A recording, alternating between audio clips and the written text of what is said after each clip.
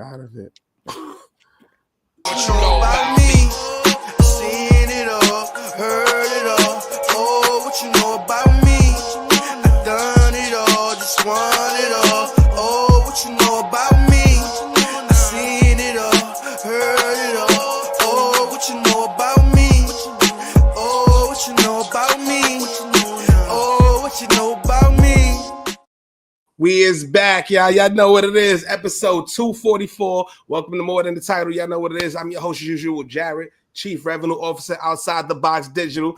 And of course, I got my brother, my brethren, your favorite CEO, Chatty O. What's good? I tried to hold it in. I was gonna do some wild shit. I know. I see you slowed down on the intro. I said, yeah, he gonna try to improvise on this shit. I'm just waiting for you to do some slick shit. I got you. I got your number, dude. Listen, ladies and gentlemen, man. Listen, you see what we do. You can't fake this shit. You know what today is? Tuesday, first favorite day of the week, hard day. Hard days, hard day. You understand what I'm saying? And I tell you what, this is a special pod day for me, particularly because it's also Veterans Day, right? So we're gonna lead into the G&T with that. Grateful and thankful to any and every person who has ever served in this United States military service, right?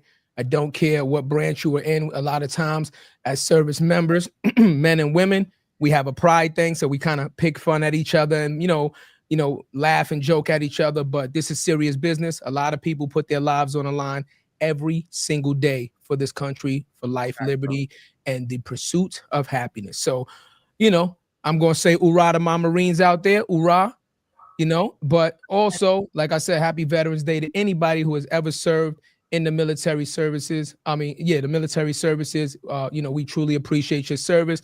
And I also want to send a G&T to the families. Let's not forget them, the families that support the service members when we are away from home, overseas, on these missions, okay? It takes a lot of strength, support. It takes an enormous village to keep us motivated, to keep us focused when we are away from our families in danger areas and things of that nature, to do our job and try to come home to our loved ones safely.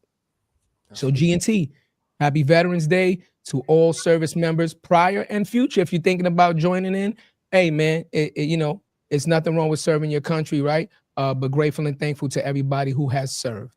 Message. That was well said, cuzzo. I'm a motherfucking soldier, you know what I'm saying? Thank you for your service, cuzzo. Thank you for your service, bro. That's a lot, man. That's a lot, bro. Yeah. Like, you know what I'm saying? So thank you for your service and everybody who has served. With that shit, you know what I mean? Let's get it. Let's start the show. Let's get it rocking, y'all. So first of all, welcome everybody to More Than the Title. If this is your first time here, what we do, this is raw, this is real. We don't ask, salacious stuff. This is about knowing the person, right? The journey, the ups and downs, the sacrifices, right? Because we all more than the title. So that's what it's about, and we're going to have fun, and we're going to laugh. For all the reoccurring listeners, welcome back. Y'all know what time it is, y'all. And before we get into this Queen's intro, I'm going to let you know, every room we go to, this sis is there. She's working. She is working.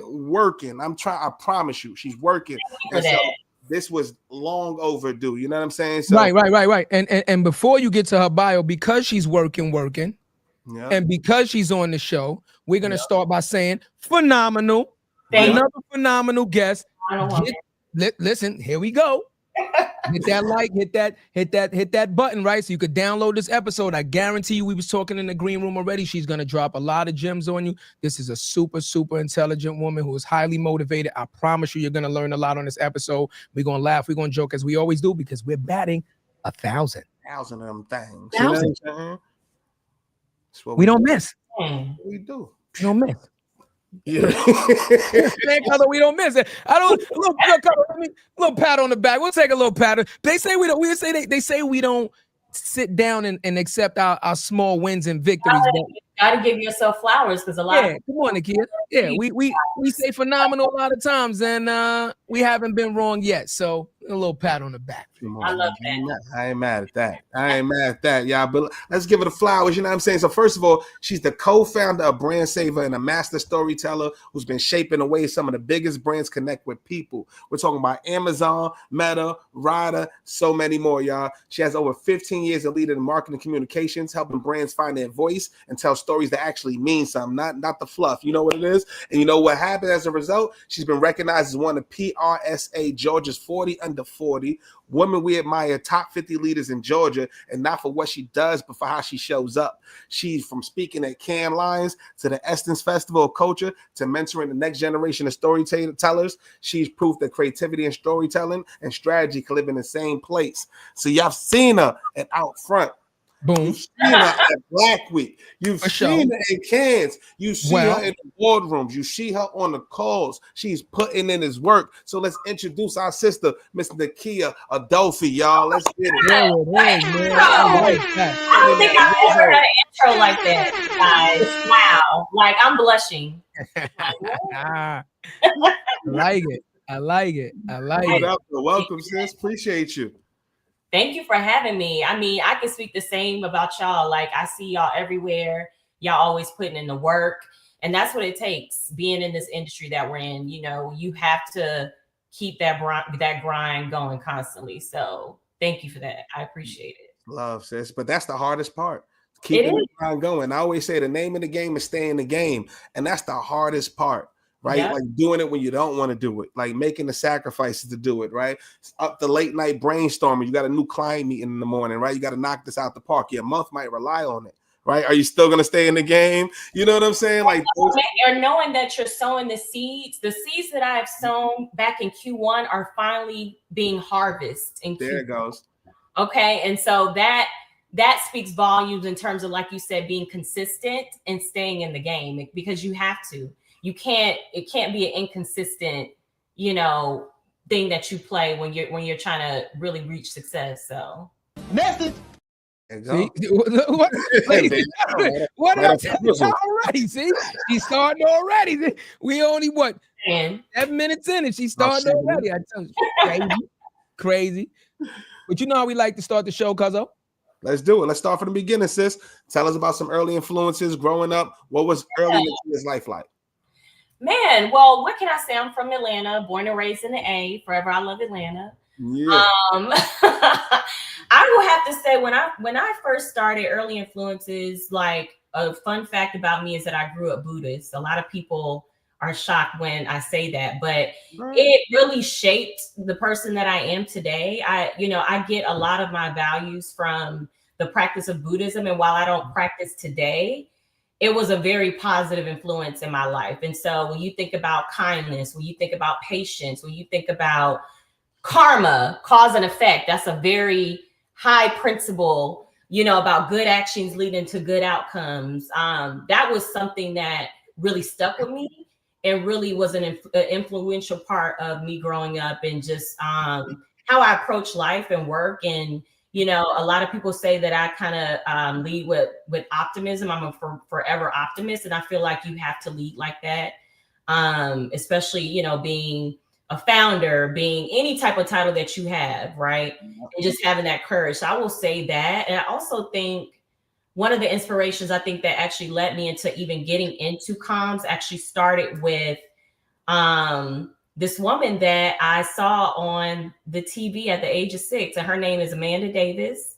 Rest in peace. She was a Fox 5 reporter in Atlanta. If you're familiar and you grew up in Atlanta in the early 90s, Amanda Davis was that girl. She was this Black, well-spoken woman that she was on the airwaves all day, all night. And I actually had an opportunity to meet her before her passing, but when I saw her, I was like, that's what I want to be. I originally wanted to start my career in broadcast communications. And then I realized when I went to college, I went to Clark Atlanta University, started my tenure there and majored in broadcast. And I was like, ooh, this hustle didn't match the paycheck. So I was like, let me see. I know that I always had inclination to want to write and that creative aspect. And so I started looking into PR and communications and just the art of that, and fell in love with it. And that's where I found my calling. So I would say those two things were like a big sort of guiding North Star for me. Like seeing Amanda Davis on there, like I can be, she was really probably the only Black woman at the time in Atlanta that was on, on the news, like the morning news. Right. And so me, the 6-year-old girl in 1991, seeing that is like, you don't often see that. And so I wanted to be her. And yeah, and I think that just really being able to kind of see me within her was what really pushed me to go that route in that space. So right there. But I want to go back. You already know where I'm going.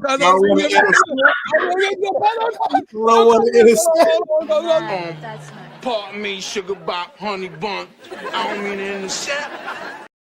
Cause though, you gotta stop doing that because they say we rehearse this shit when we do that, man. But we gotta bring it back to the boot. We're gonna get into the business. Let's get back to the Buddhism. I knew it.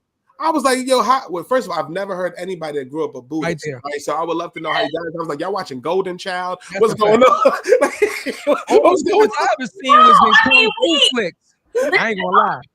So it's crazy because my mom grew up as a Catholic, and I think she felt very confined in that sort of environment. And so she passed a while ago, but like, after her, going through Catholicism and all that, she really wanted to branch out and explore. And my aunt actually introduced her to the practice. And so when I was born, she was already practicing. Fire. So I mean, she was practicing up until I was about maybe 12, 13. So we would go to, the temple every Sunday. I mean, we had, like, our village was there. So I learned so many just amazing things and values in terms of being grounded in that space. And it really molded me to who I am today. What's the best gem? What was one thing that really stood out that helped shape you? What's one of them ones that you like it's ingrained in you? I mean, I really feel like it really boils down to karma and cause and effect. Like what you put out in the world, it will come back. And that's a big principle in Buddhism. And so I always wanted to make sure that I led with a certain level of that in the back of my head as I thought about just my life and how I want to lead my life. And cause and effect is a big thing. Like regardless, the good that you put out there, the bad that you put out there is always gonna come back. So I think that's kind of the biggest thing that stuck with me. Message. I'm not gonna lie to you, Nikkia. Like when I think of Buddhists, I only seen Buddhists and where we from. I know Kung Fu flicks. I know, but you know what's crazy? Like, right? So in the early '90s, What's Love Got to Do? You know that Tina Turner was a very avid Buddhist, right? Like the Nam Myoho Renge Kyo thing. Nam Myoho Renge Kyo, like right? That literally changed the trajectory of her personal life, and it strengthened her in so many different ways. Yeah. So a lot of people don't realize that it's a very, very large community of Black folks, especially in like the early 90s, that practice Buddhism. But I guess a lot of folks when they hear it, they're like, what? Like that's why I always say it's a fun fact, because people are like, what? Like that's crazy. Never heard. Out of 244 guests, you the first one. Right here, exclusive. I've never heard that. I wouldn't change anything about it. Like my mom, with it. My mom explored Christianity, all the things, and I love that about her because she was just very open-minded and wanting to learn and being a lifelong learner. You know what I mean? In terms of embracing that spirituality. And so I mean, it was probably one of the most positive things that came out of my childhood is like growing up in that environment, having, village, her sister circle. They did not play about us. She didn't play about their kids. It was just a great environment full of love. So, yeah. I love that. It's very interesting to always hear people pull strength from different religions. Mm-hmm. because when you hear a lot of people speak about their religion, one is with passion, right? With passion. And that's how we know that you're truly into it, because you talk about it with conviction, with passion. So it's very interesting to hear that. And then also the second thing is, when people are mentioning different religions, we often hear of different pieces of let's say like little tidbits that they pull from different religions, right? Like you're the first one to say karma, right? When people talk about Christianity and people talk about Catholicism and Judaism, they talk about different things. But you're the first one to talk about karma, right? Karma. We always talk about the human being effect on this show, right? Just being a decent human being, right? Like treating, like what happened to the old saying, like do unto others as you want others to do unto you. Very, very simple, right? But you very rarely hear people talk about it. And now in this day and age, it seems like nobody abides by that. Like I feel like this world is like dog eat dog now, and nobody cares about the energy that they're putting out, because they have no idea that it's gonna possibly circle back to them and affect them in some way when they're least expecting it. Yeah, I agree. I mean, you hit it right on the nail, for sure. That boy Paul. No, I'm just saying, like, and it's dope because, Nikkia, like, again, look at what you just did. One, I don't know if you realize the correlation you made. You said when you was a little girl, you looked at somebody and was like, I could see myself in her, and that fueled you. Yep. To do what you needed to do to become the woman that you are today, right? That's why guests like you are so important on the show. That's why this show and this platform was created, because guess what, Nikkia? Somebody's going to look at you. Somebody's going to look at this episode, hear what you're saying, follow what you're doing, and you're going to inspire somebody else to say, I want to be the next Nikkia. Look at that. You see? Now, how's that for karma? All it takes is one. Oh my God, it's a whole ripple. It's just but that's how it works. I mean, that's how karma works. It's all about, like you said, the energy that you put into this world and really wanting to, for it to come back, tenfold and positive, right? I mean, we all have our bad days, of course, but it's being intentional. It's the intentionality behind the energy that you put out there. And even the manifestation. I'm a big believer in manifesting, Cuzzo too. Look, my military left. Cuzzo too. He's huge with that. Manifest, but do the work. Let's say that. Do the work. Don't just think you manifest and then you can be lazy. That's not how it works. That's the work. You know what I mean? Like, do the work. When I say work, it could be inner work. It could be of the hustle, all the things. Like you gotta do the work, be it self-awareness, be it, spirituality, be it, on the grind, like all of it matters. All of it, comes into fruition for across the board. So. We was having technical difficulties. We trying to get the damn comment up. We hit it at the same time. True fact. Yeah. And shout out to everybody on Instagram. It's a new look, y'all. They doing the portrait, the vertical, the horizontal joints. Is new thing on StreamYard. Yeah. If you're not used to it, we're gonna have to get used to it, y'all. Because sometimes I'm out screen, sometimes he's out screen. We're used to the old format. Sorry about that. Yeah. We are experimenting with new things. And Come on. I didn't like that. I didn't like that at all. It's Veterans Day. I thought you were gonna let me slide on that one. This is a little bit, you know what I'm saying? Like, God damn. It's been about 2 episodes since you got one, motherfucker. Let me ask you a question. So you're young, right? And this is how young do you think I am? I'm talking about when you're first getting into the Buddhism thing. Okay. Yeah. Well, to answer that, or former day. Let me answer that though. You look about 20-something. I just turned 40. Hold on. Let me give you. Damn. I mean, they say black don't crack. You know what I'm saying? They say black don't crack. We talk about the power of influence in children, right? So when you're now a Buddhist and you're amongst your peers, right? And a lot of people don't understand Buddhism, did you get any like kickback as a young child from like your immediate friends and people that didn't understand Buddhism? Because like I said, from where we're from, it's not a lot of people that practice it. So I'm just, I'm just curious on how was that like Gosh, early on. that's a great question. I mean, to be honest with you, as a kid growing up in the early 90s in the South, Black, it's very much, Bible Belt type of vibe. Right. So I remember a lot of times where I would actually be ashamed to talk about my religion, and even somewhat ashamed to bring friends over because my mom had a gohanzen. That's what it's called when you're praying to like Nam Myoho Renge Kyo. Right. You're praying to a gohanzen, and so my mom had the whole setup, like right when you walk into our house in the living room, and I was very shy about even bringing folks over because oftentimes people would misunderstand it or they would, almost stereotype you.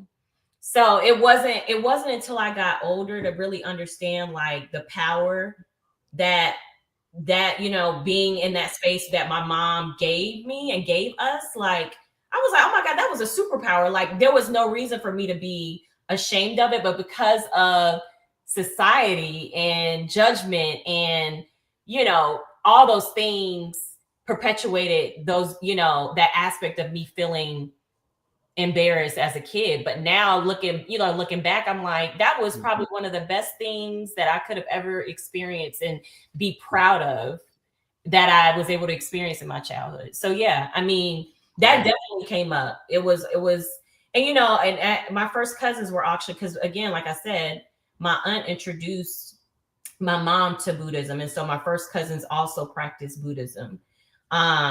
So, they obviously were, comfortable with it. But outside of that, like, yeah, it was, I remember as a kid, like you just took me back. Like, yeah, I remember that being very much something that I held close to the chest because I didn't want people to judge me. Because kids are cruel. Kids are freaking mean as shit. Yeah. They're I don't cool. even know how I would have responded if he'd be like, "Yeah, I'm a Buddha." I wouldn't even know at 7 or 8 how would I have responded. But if you went to her house, I mean, just think about it, like not making fun of something. Just think about not being educated in something. Exactly. A lot of the times when you're not educated in something, the first thing that you go to is fear. So imagine if we walk, or fear or weird. So imagine like she said, she brings friends over and they don't understand what this I don't know how to pronounce it again. What is it called? It's called gohanzen. A gohanzen is they've never seen it before, right? So you've never seen this shrine type of a thing before, and you walk in and you see this as the first thing. When you walk into our house, you could be like, "Yo, I want some voodoo shit," or like, you know what I mean? Like kids are gonna go crazy. Like you practicing magic, or their minds are gonna go crazy because they're like, "What is that?" You know what I mean? So that's why I asked you that because, again, that plays a lot into your psyche and your development as a child, being bullied and being, emotionally manipulated by your peers. That plays a lot into your childhood. And then you can end up carrying that into your adult life. So that's why I asked that question, because a lot of people are carrying childhood trauma from what they went through when they were smaller. Yeah, no, I mean, that's very true. But that's why you gotta get therapy. Yeah. Therapy is important. This is my therapy. 244 mental health and wellness. Okay. Yeah. But again, Buddhism strengthened, like it very much taps into your mental, right? So I think that was why it really allowed me to develop those skills to be very mentally strong, and not, of course, as a kid, you process it differently. But as I was able to grow up and learn and understand, like I give all the kudos to being able to really have that foundation that Buddhism gave me, to have that mental agility and awareness. So, and also a certain level of emotional intelligence, to be honest. And she'll talk about the neighborhood. Like, wait, you in Atlanta, right? Yes, I was raised on the east side. So I was you in zone 6, zone 4. Where you at? I need to know. I got peoples out there. Oh, you do? Okay. No, so I mean I live in Metro Atlanta now, but I was raised in Lithonia, which is literally right next to Decatur. So all the Decatur where is greater. Decatur where is greater. I've heard that. Yeah. I want to say this. I feel like I'm not mad. I like it, but I feel like, like Georgia is like a cheat code almost in a sense because you also talked about going to Clark, Atlanta, right? Mm-hmm. Georgia is almost like a cheat code when it comes to like HBCUs. I think there's only like 2 states or 3 states that have more HBCUs than Georgia. I think Georgia has like 10. Yeah. You know what I mean? You understand what I'm saying? So again, like, huh? I know I'm saying, yes, but Atlanta is also just the mecca of Black excellence. And that's why so my mother and my father is actually originally from New York, but they moved down to Atlanta because they saw like back in the, early 70s, just how prominent Black folks were operating in Atlanta. You know what I'm saying? Right. And that really, they wanted a life for a great life for their Black kids. So, I mean, that just speaks to, to your point. Yeah. I mean, HBCUs are very prominent because there's been a certain level of Black excellence shaping this city. And, that's what I say. Atlanta influences everything because we really do. That's why I'm moving. Atlanta, I'm on my way. God damn it. Make the Bronx great again. Yeah. I don't know, brother. We fighting a good fight, but I don't know, man. Like I'm ready to go. Yeah, I'm ready to be there. But I almost signed the papers. That's a fact. Listen, and a better quality of life. I'm telling you. I believe it, Nikkia. Cuzzo almost moved down there. I'm actually planning on moving down to Atlanta. Seriously though, we go down there a lot. Me and Cuzzo was in Atlanta a lot.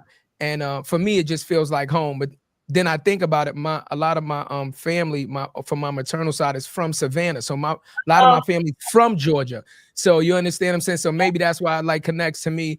I don't know if you got any family that's Lawrenceville. Oh, there you go. See, Lawrenceville. Yeah, North Atlanta. That's north of Central Atlanta. Yep. And actually, I love it. Big Boy from Outkast, he's originally from Savannah. So I think all his family's from there. Yeah. He's from Fat Joe's Projects. Let him know. That's where I'm from.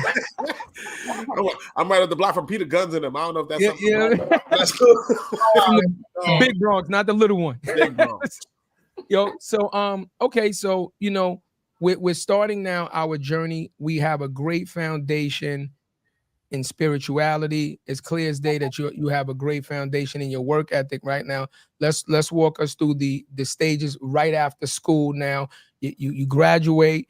What are you thinking about is the next steps? You know what I'm saying? Like, are you like, okay, because again, technically you stayed home for school, right? Which is a little different, right? It was a little different because a lot of people try to go away for the college experience and leave home, but you kind of stayed home. So did you have any ideas like, okay, I did school here, I'm here, I'm ready to kind of spread my wings and fly? Or, what was your kind of mindset coming out of college?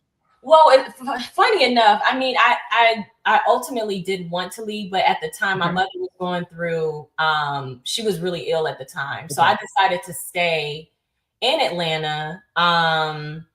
And actually ended up transferring to Georgia State, graduated with my PR degree. I knew I always wanted to be in an agency environment, but in Atlanta, I graduated 2008 maybe. It was really hard trying to find an agency job in Atlanta at the time. I had started by like kind of working in-house, really boring. I was working for a dental pharmaceutical company. I was doing in-house marketing. Like I started from the bottom, very, very bottom, but it was great. It wasn't a dream start, but it taught me to have patience. It taught me to have, trust the process. Yeah, but my mother passed away, and soon after that, I knew I wanted to leave Atlanta. I always say to anybody that or any young folks that are like trying to figure out if they want to ultimately just leave, their home state, please do it. Even if it's just try to do it in your early mid 20s, even, early 30s. Try to get that experience because it really helps shape you and really puts you out there to understand like a way of life and really try to be more independent and not sort of rely on your safety net. And so, I landed in Miami. I, had already always visited there. And luckily enough, that's where I landed my first PR agency job. So I started working for like a small PR agency that was focused on tech brands. And that's really where I started to kind of build a passion for, working in the tech space. I kind of became like a little tech PR nerd. And that was fun, of course, having Miami as the backdrop. I was there for about 5 years, did some amazing things. Then I actually moved to New York. I was still working with the same agency, but moved to New York. And it was just a great experience there. Again, just being outside of my comfort zone. And I stayed at the agency for quite some time. Then I was like, all right, it's time for me to come home. I came back home after being away for about 9 years, but I stayed within sort of these small boutique focused agencies. And I will say one thing I did regret that I didn't take advantage of in New York is the sort of breeding ground for all of these big, agency players that I really didn't take advantage of. I remained loyal to this particular agency. And that is one of my biggest regrets, is trying to go out there to be more adventurous, to explore other bigger agencies. So a lot of my experience kind of spans sort of that small mid-sized agency background. But then I came back to Atlanta, landed another more of a leadership role for a smaller agency that's here in Atlanta. And that really taught me people management. I was able to really kind of learn my chops, like from a business operations standpoint. I mean, I learned so much that led to me working for another agency where I was, working with Meta, Amazon, all the things. So I feel like my journey is kind of interesting because I kind of went from entrepreneur to entrepreneur, right? Like I was able to really learn the intricacies of doing business the right way, running a agency operations like a well-oiled machine, and then taking the good from that and saying, okay, here's how I want to build my agency model. And that's kind of where I am now. I started, Brand Saver a few years ago with two of my business partners. We worked together in the past, and we did some pretty incredible shit. And I was like, we could do the same thing on our own terms. And we're doing it. I mean, we're working with some amazing brands. We've kind of honed in on like working with companies across social impact, innovation, culture as well.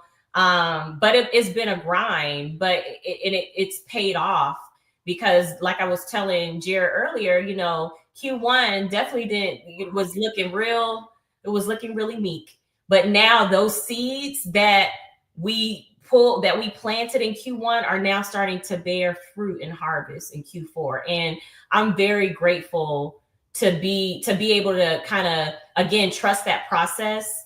I know that it was a slow process for me kind of entering into the PR field, stepping outside of my comfort zone. I had to get outside of my city to realize that there are other opportunities outside of Atlanta. Atlanta's great, but at the time it wasn't hitting on what I needed to hit on.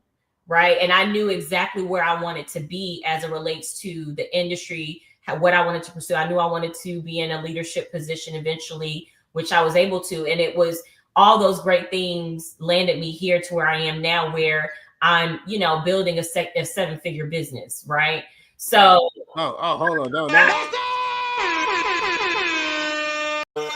Speed past that. Yes. Just don't speed past that. We cannot. Let's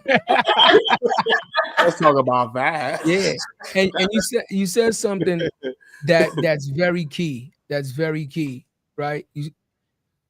You learn the ropes first. Yep. Right. You learn the ropes on somebody else's dime. You learn the mistakes without having to make them yourself. And a lot of times we talk about this on the show. One of the best ways to be an entrepreneur is to go to work first in the field that you're thinking about starting a business in, right? Learn the ins and outs, learn the things that you didn't have any idea. Oh shit, that's a thing. Yeah, that's a big thing. And you didn't know about that. And that might have cost you your business had you started early, right? And so it's extremely important for our listeners to have heard that, because it's education is crucial. Yep. College is dope, but we also talk about the difference between going to college and getting a book degree, right? Versus on the job training.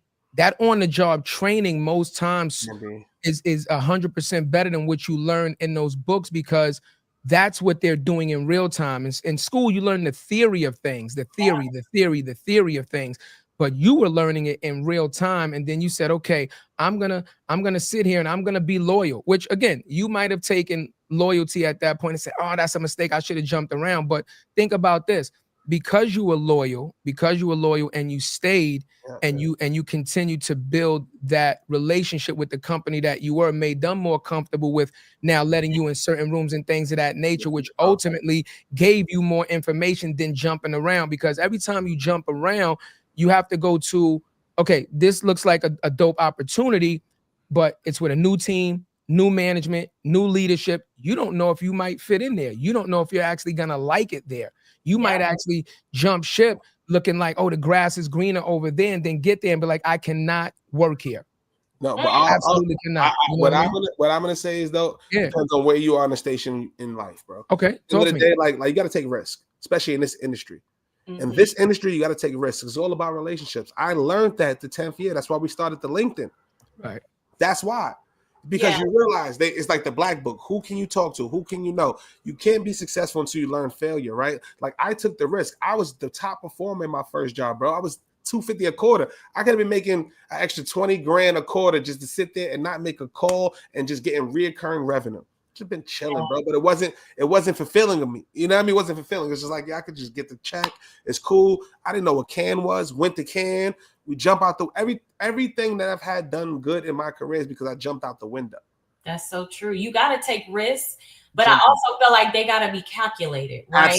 Absolutely. That's all I'm saying. I think the biggest thing, because I love that you even brought this up, because you know, a lot of times people don't see the there's ebbs and flows of entrepreneurship, and they just want to see where, you know, you're doing all the do, but you don't see the late nights, you don't see the you know, sleepless nights.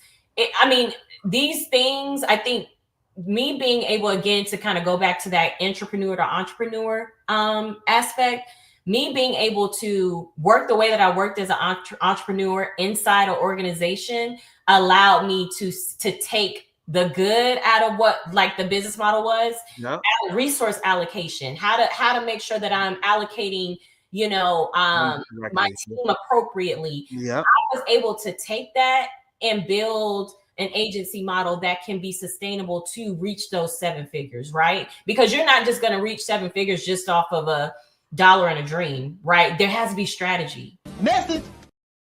but let's talk about that. What was the moment, right? From entrepreneur to entrepreneur, what was the moment that you said I have to build my own thing? What was it for you? Interesting, because so at the time when I was working at the last agency I was at, we had started our agency, and it was growing. I was still working both ends, right? But I was a VP at this last agency. And they had reductions and I got laid off.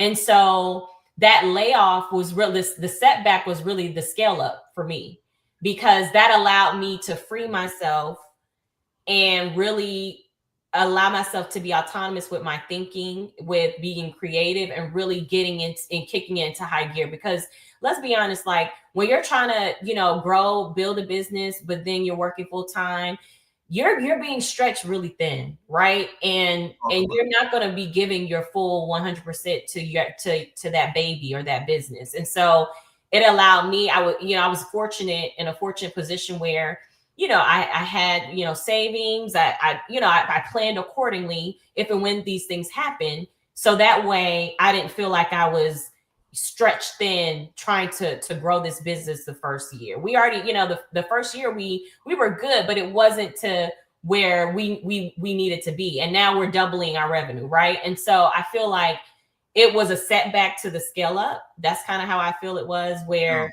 something had to happen, like, you know, me being laid off, to then say, okay, I need to put my 150% into this. Like, I'm all in, and this is the time to do it. I'm not, you know, the side of me of being grounded wanted to go and operate in fear, be like, let me go find another role. But I'm like, no, like, you got to stick to your guns and just know that if this is something you really believe in, these are like, you have been able to take all the good out of all of these different models and say, I can really build something that feels true to me and authentic to me. You got to just be in it 10 toes down. And I was very committed to that. That's our story to a T. Probably you want to tell her? I mean, that you know, that's what we talk about. Again, we spread that exact message time in and time out. Because Jared was working, and like he told you, he was unfulfilled. And, you know, I had a career for almost 20 years after, you know, being in the military, and I absolutely hated it, Nikkia. I'm not gonna lie to you. Like, I never wanted to do the shit. Like, yeah, that's why we always talk about childhood first. Like, what was your dreams? Like, what the young Nikkia want to do? Because it's important to understand the transition. Because a lot of the times, unfortunately, you come out of school, let's say the people take the college route, you come out of school, you get a degree in something, and you end up working in something completely different. So it's like, why did I spend all this money, end up in debt, and do all of these things to technically be back at ground zero? Because now I'm in this completely new industry that I actually don't have any education or any experience in. But bills got to be paid, right? You know, got to eat. And a lot of the times we find ourselves as a society taking these jobs in the meantime, right? I'm just going to do this for a little bit just to get on my feet. And then that turns into, well, here comes a responsibility. Here comes another responsibility. And before you look at it, you're like, damn, man, right? Yeah, you're like, damn, now I can't leave, because if I leave, now I have all these people counting on me. Maybe I have a family now. Maybe I have I'm a homeowner now, or I got a car note. Now you have all these responsibilities you didn't have coming out of college.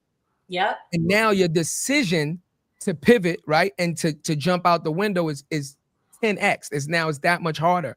So it's extremely important, like you said, to just, you got to have that faith and that trust in yourself, but also have a plan. So yes, we did jump out the window, but I didn't jump out the window for no reason. I jumped out the window because I seen my cousin had a plan. Yeah. Right. I seen my cousin had already started this thing on his own, and he was building it. And I seen what the vision was ahead of time. You see what I'm saying? So by the time he had the conversation with me to bring me on board, then I could say, okay, I understand now, right? That makes sense, because if it was something half-assed, I would have been like, no, I love you. I'll watch your show. I'll support you, but I can't jump out the window, because guess what? I got responsibilities. See, I got responsibilities. That's a fact, though. You know what I mean? Yeah. But sometimes, you know, you got to put peace of mind. And you got to put peace of mind and what's feeding the soul above monetary gain in the moment, right? And that's the point where me and Cuzzo was at when we decided to make that decision, right? There's nothing like building something, like an idea, knowing you can do the work, but there's nothing like doing the work and building and taking the lumps. Yeah. There's nothing like it. Yeah. Like straight up and down. Like, so we came out the first client. We had our first client first week. First 2 weeks. Yeah. I'm talking about off the gate. Soon we had the LLC done, we had our first contract. And we like, oh shit, we should have been did this 10 years.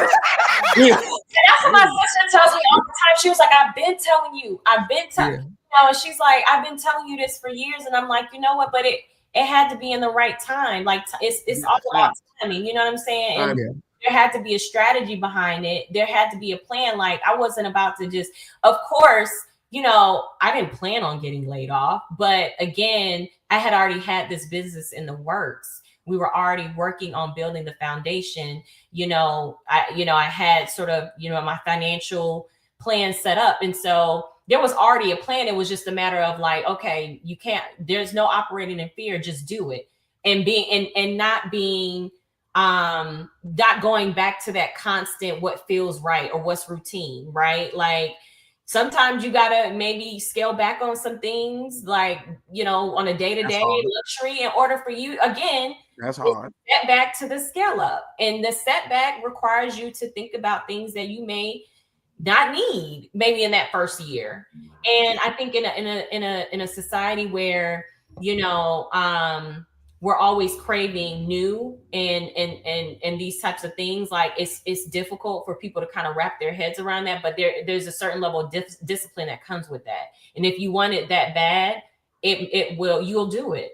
You know, you got to bet on yourself, like beyond, like, and there's nothing wrong with people having a 9 to 5, but have something that you can also, you know, fall back on if and when something, you know, especially that you're passionate about as well, right? Because if you wake up every day doing what you love, that, I mean, that's the best thing in life. Like, you ask for. People don't even know what they love. Yeah, see that. And what they're passionate, what they're talented about, that's the problem. Like, it's that's the problem. So I do want to ask you, before we even go deep into that, like, I want to know, what was the one moment, because we're entrepreneurs, what was the one moment that you almost gave up? What's that? What did that look like? You ain't got to go into crazy, because it's hard enough finding a business model. It's hard enough being a Black agency. It's hard enough finding what your main sales is going to be. It's hard enough to market your product. It's hard enough to get the clients, build the relationships, do the work, execute it in a way when you realize, shit, I don't have the same resources as I had back then. Yeah. So like, you know what I'm saying? You know how the vibe is. So like, what was that one moment for you? He was like, damn, did I bite off more than I could chew? And how did you open that? That's a good question, because again, it goes back to what we were talking about, the seeds that you have planted. You know, last year around this time, we were, you know, doing the work in the grind. My other business partner, Kate, shout out to her. You know, we oversee the new business, and we're always out networking. And y'all saw her with me alongside at Black Week. And, you know, we have just been in the grind, doing a lot of network stuff. We had been in talks with a potential client that was coming on, and that was going to be our first high six-figure contract. And I mean, when I tell you, this conversation went on for, just the back and forth went on, ensued for at least 6 months. And we were excited. We were going into 2024 like, yes. And 2025 came and it fell through. And at that point, already being in the red at the start of the year is not a good feeling. Damn! Wait, before you even go, what did you think, before we finish the story, what made you think that, why you think it didn't go through? What's one thing you think you'd have done differently? I think we probably should have been much more intentional about like locking down a contract. And it was more so just like in good faith, right? That's real. These are just things that you kind of, you know, about, you know, building the rapport and things like that. Exactly. Yeah. Locking it in that way. I would say that was probably the thing that we look back and say, okay, we could have did this better. And it was a learning lesson, but it was a huge blow, because it was like, that was going to be something that really led us into the trajectory of our year. But again, we had to, you know, pick ourselves up, and the grind doesn't stop. You have to be consistent, getting out. I met you all in New York. That's when I really got into high gear. Like, I got to get out in these streets. I can't be sitting behind this computer, or I can be in Atlanta and go into these networking events, but it has to be beyond just this, you know, beyond here. So New York, going to Cannes, all these, just started making all these things happen. So those seeds that we planted earlier this year are now starting to bear fruit, even in Black Week. You know, we had some great conversations that are ultimately turning into partnerships. And so I say all that to say, like, those things are happening. Just know, you know, the signs of making sure, like, you're having these great conversations with potential clients. Lock them in. You know, if they say they want to do this, let's make it happen. No, don't try to go off in good faith, I would say. Because that doesn't pay the bills. Message. Damn, so don't. I mean, we learned that lesson. Yeah. We've learned that lesson a couple times. But the lesson I got from it was that deal just wasn't supposed to happen. Right. Once you get in, it's like a double-edged sword. When you feel like, okay, when one door closes, one door opens, and you live by that model, then you're like, okay, it wasn't for me. But you still feel it when you feel like, listen, again, we have responsibilities as a company, right? I have responsibilities for this, and a deal falls through. You always get that, well, what if I did this? And what if I did this different? And what if I did that different? But sometimes, Nikkia, you got to sit back and just really pat yourself on the back and say, you did the best that you could do in that moment with the information that you had, with the resources that you had, with the team that you had. You did the best that you possibly could in the moment. Yeah. Hindsight is always 20/20 because you're more experienced now. You have, more educated. You're always better later on, but in that moment, you did the best that you could. So if it fell through, it just meant that in that moment, that deal wasn't right for you or your company.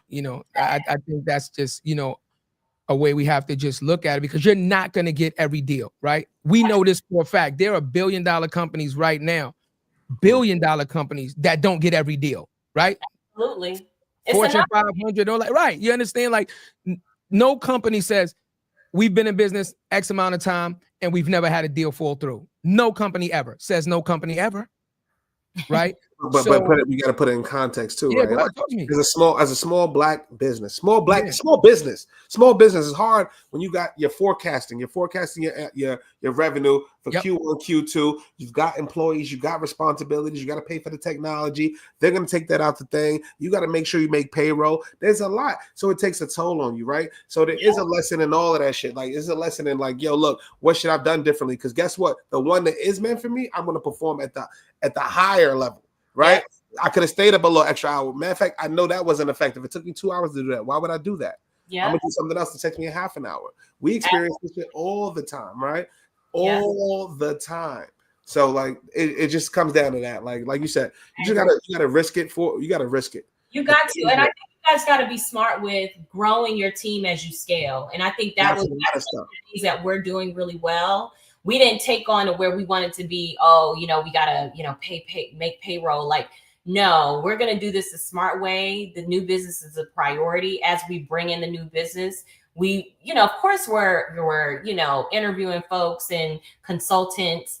We went from having no consultants to now having 5 in the course of a year. You know what I mean? And so, but we wanted to make sure that we were growing. As we were growing, as we were scaling, we would then grow our team, right? So I think that's also a good nugget in that you don't want to stress yourself out, as you're kind of building your business with making sure that, you're as a small business reaching payroll or making payroll, like make sure that you're being smart and as you scale, grow your business. Absolutely. Right. But let me hit you with this. Let me hit you with this angle. You're a small business. You have potential revenue in the pipeline. You're having these conversations. Mm-hmm. Now, in order for you to execute these deals that might come through, you have to grow your business. But at that moment, you might not have the revenue to hire somebody, right?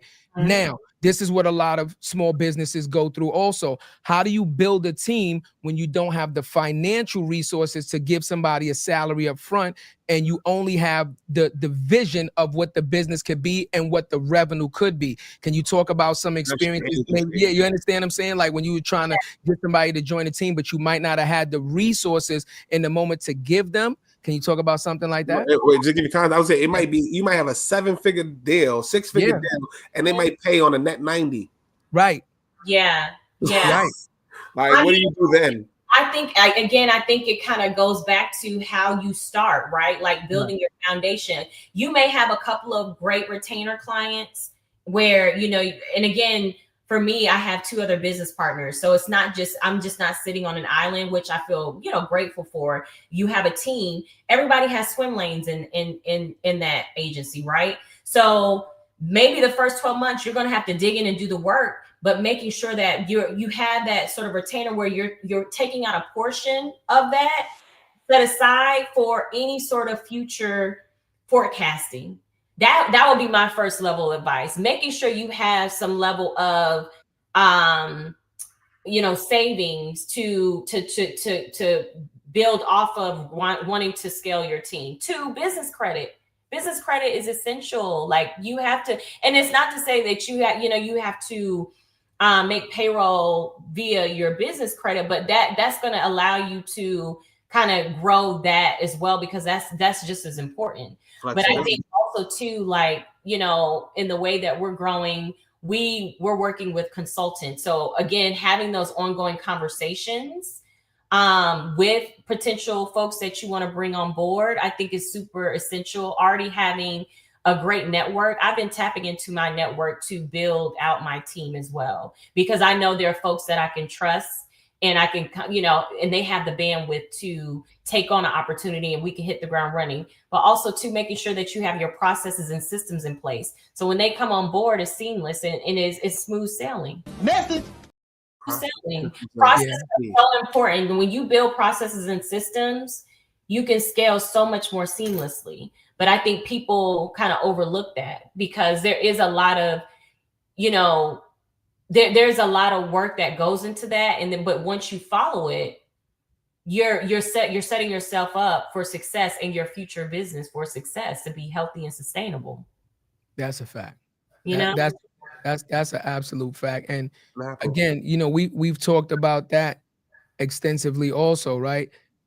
You would be surprised, Nikkia, like just right off the bat, a lot of people don't even understand what a business plan is. You know how many people start a business and never develop an actual business plan, never actually sit down and do a business plan? They don't have a binder. They don't have nothing. You understand? They just like, yo, I sell these t-shirts. They selling. It's hot. LLC. You know what I'm saying? Or I spray paint, because we're so talented. Right. Yeah. But that's how a lot of businesses start, right? With us, right? You take a talent, what we're really good at, right? Cooking.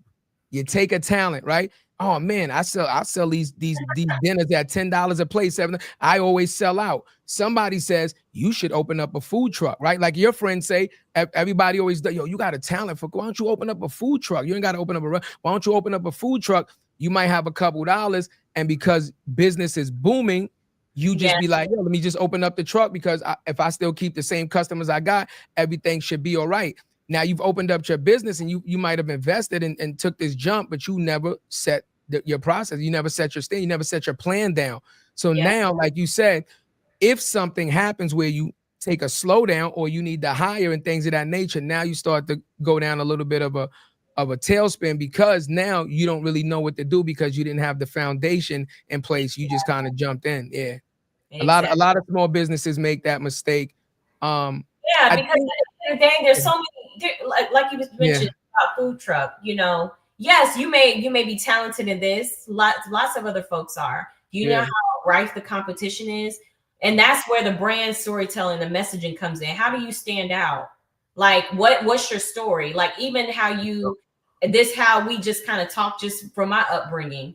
That's where folks don't understand that can be a strategy or a method to how you really tell your brand story and how you stand out, instead of just kind of, like you said, signing up for LLC, doing all the things. There has to be a story behind what you're doing for people to, to stay loyal to you, for you to attract customers, all these different things. Message. People don't understand the power of that. That's all we've done. So sis, that was my whole mindset. I have no PR background. Yeah. Zero. I'm a salesperson, right? But I looked at it and said, look, if there's 100,000 sellers, we're all selling the same product. What is going to make me different? So at the end of the day, if I cold call you, I got to be the best motherfucking cold caller, and I got to compete with so many different people. I said, how can I make the business come to me? The way the business comes to you is through the story. When I was like, yo, look, I was talking SEO shit. When I just took my hat off, I was like, yo, look, hat and a hoodie on the same couch right now. Look, this is what I do. I was 20 years old, about to have a baby. This is how I got into sales. This is what I did. Yo, they told me sell a pencil straight out of Wolf of Wall Street. Everything that happened, told them the straight story. I had people from Germany, Chicago, Los Angeles. People hit you up, but then they gotta attach to something. They gotta attach to something. You gotta sell yourself. You gotta sell your product. But at the end of the day, people want to be sold by people. Yes. By people. and they want it to be memorable. Like, what's going to make them remember you and your brand? If you get 100 calls, how are you gonna be the one? What's going to tether you to your brand? You know, there has to be a sort of commonality, a relatability there. So how do you help people find that? I'm curious because a lot of people are going to say that. How do you make people find that? Like for me, it was just like instinct. Yeah. How do you help people like understand the concept and really get their thing? That's interesting that you say it, because one of the things that we do really well in when a brand comes to us and they say, you know, I'm at the very early stages. I'm just putting together maybe, you know, brand identity and logo. Well, it's the messaging, right? And one of the techniques that we do really well that I like is that we kind of do like a discovery where we kind of talk about, you know how like typically you go through like a SWOT analysis where you look at your strengths, your weaknesses, your opportunities, your threats. We look at the SOAR, because the SOAR is where it's gonna help inform your storytelling. What are your current strengths? Where do you see opportunities happening for you? Like, where do you aspire to be? Where do you feel like you want your results to be? All understanding that framework helps to then tell a bigger story about what your brand stands for. And all of that connects together, right? So I love that sort of framework that's just one of the pieces that we use as part of our sort of like brand discovery for people to kind of really dig in. And then also looking at, okay, from a trend standpoint, what are some macro trends that you see that really resonate with you and your brand? How does your brand sort of align with that? All of these things really help to ground in what the story should be. And also what's your customer persona? Who are you speaking to? What are some of their likes? What are some of the, like, where are they often seen? These are all things that really matter, that you want to make sure that you're building a cohesive story that makes sense to your brand and that people are going to care about. So it all is strategy built that, but the end result is building out sort of that messaging that's going to matter to you know, customers, even if you segment it out, like how are we speaking to X customer versus Y customer? And that's a great framework that we love to use when we think about how we, you know, want to uncover somebody's storytelling from a brand standpoint. So how different is branding somebody else versus your brand? How did you come up with yours? Oh man. You know, and I'm gonna add to that because it's a lot easier to do it for somebody else than to do it for yourself. Talk about it, cuz. Yeah. But you know what? I think as marketers, sometimes it's good to kind of have someone do it for you. Like someone that the outside looking in that's not necessarily drinking the Kool-Aid. And we were fortunate enough to have an advisor. Shout out to him. He's my former mentor, Jeff Hillmeyer. He's an amazing human being. He used to mentor me years ago. But when we first started our agency, he came in and he actually has this sort of trademark. He has a PBTV. This is a book that he has centered around in his coin. And what he does is he walks you through exercises on what's your purpose, what's your vision, what's your tenets, and what's your values. We knew like our purpose was to, you know, normalize that idea that Black women have the audacity to dream big, do more, and be free. That was our purpose, because based on what we experienced and all the learnings that we experienced throughout our respective industries or careers, we wanted to come in and do something where we felt free, where we could just think creatively and autonomously. So that was our purpose, our vision. He said, what's your vision, big picture? Well, we want to be a $5 million agency by 2027 or 2028. Damn. Yeah. So 20 million. God damn. I ain't want to cut you off, the kid, but you 20 million. We want to be worth 20 M's. No, I mean, they say shoot for the moon, lay on a cloud. 20. Right. It's the vision of like, you take those, you have to take it in sprints though, right? Like these things, like you have to make sure that you're kind of like bucketing, because obviously the ultimate goal is to think bigger, but there's the purpose, tenet, vision, and values. And he walked us through that exercise, and it was really eye-opening and helpful. It kind of bridged to understand like where we want to be. And that was sort of the anchor in building our agency. So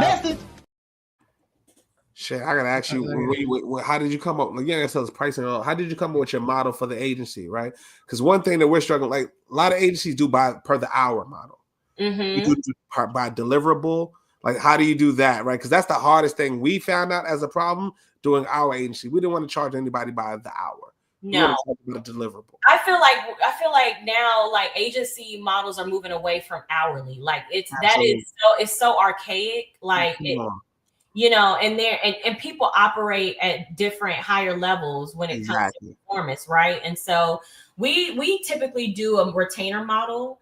Again, like PR is a bit different. Like we do base it on deliverables. We, you know, have media relations, we have thought leadership, executive visibility, those things, but we try to base it based off of deliverables. We don't like to really kind of get bogged down in hourly. Now, when it comes to more so government contracts, it's a little bit different because they get very specific about, you know, numbers. And, you know, when you're submitting those RFPs and things like that, they want to know like hourly rates, right? But we try to kind of be much more like forward thinking in that, you know, we are retainer based on X deliverables and what we're going to achieve. We don't really, you know, necessarily position, you know, any sort of hourly rates. It's really not sustainable for where, especially being a small agency, right? Like it's not a sustainable way to build. Me and Cuzzo had that conversation, Nikkia, 2 days ago. Yeah. And before that, 2 days before that. And then before that, 2 years before that. No. But I'm just saying with the same person though. I had this conversation. No, but we had that conversation with the same person. We're gonna be transparent, right? And that's why Cuzzo asked you that, right? Once again, us looking to expand, right? Not too fast, but expand our company and bring on a person or two. And we're like, hey, we need you to do A, B, and C. What does that look like? And they came back with that exact model. Well, you know, my rate is this. And we're like, how does that even work? Because let's say we pay you to do a thing. We don't know how long it took you to do that thing. You could tell us whatever, right? Now, that's the first thing. So you could come back with this deliverable. This took me 10 hours. Okay. Took you 5. Then, right. It might have took you 2 with AI, a half hour, right? But okay, 10 hours. But then we go, we don't like it. Revise it. Now, how long does the revision take you? And et cetera, until you get to the deliverable. If you ever get to the deliverable. Not conducive to my business. Right. It's not conducive, right? Because if we never get there, then essentially we've paid you all of this money and you're happy because you're getting an hourly salary. And at the end of the day, we are left with absolutely nothing to show for but lost revenue. But that's what the brands look at the holdcos as. Yeah. So imagine that. Imagine on the scale that we're doing it as. Imagine when there's a couple of zeros behind it. Right. You start looking at, okay, what are they really doing? Did that cost that much? Did this do this? What is the attribution behind that? What is the revenue behind that? And that's what it is right now. In this landscape, in this climate right now, people are tightening their belt and they want to know what the fuck is driving revenue. Yeah. Like, what's driving revenue? Like, seriously. So we can double down on that. And some things are going to take longer than others. That's something that we've learned, right? Some relationships, some things sprout differently than others. Yeah. But how long are you going to let it sprout? What can be our long-term and our short-term plan, right? But do we need this agency with 5,000 or 100 people, 200 people on this account when it does this X amount of revenue? Exactly. And if you've been in those big agencies, you know the vibes. And I ain't never been in the room. Ain't never been in the motherfucking room, but I know exactly what you're talking about. I got a question since Cuzzo asked you the question on when you had a deal, you know, you said when you almost, you know, felt like you wanted to quit because a deal fell through. How about, did you ever have a client and you got the deal and then you turned around and was like, we should have never taken this deal? Like, this client is the biggest pain in the fucking ass. Come on. You gotta have a story like that where you like, give the client the money back. I'd rather not. You gotta lower the shades on that one. We don't actually, I don't have a story like that. And let me tell you why. Really? We don't have a story like that. And let me tell you why, because I'm going to go back to when we built our PVTV. Okay. So as part of our values, this is where the exercise again, where Jeff walked us through, like what really, take on the experiences that you have learned, you've evolved, you've grown from over the years, and tell me what means the most to you, like where you see an internal culture and how you go about getting new business, the type of clients that you want, all the things. And one of our values that we landed on is we want to make sure that we work with clients that are good humans. We have a no a-hole mantra.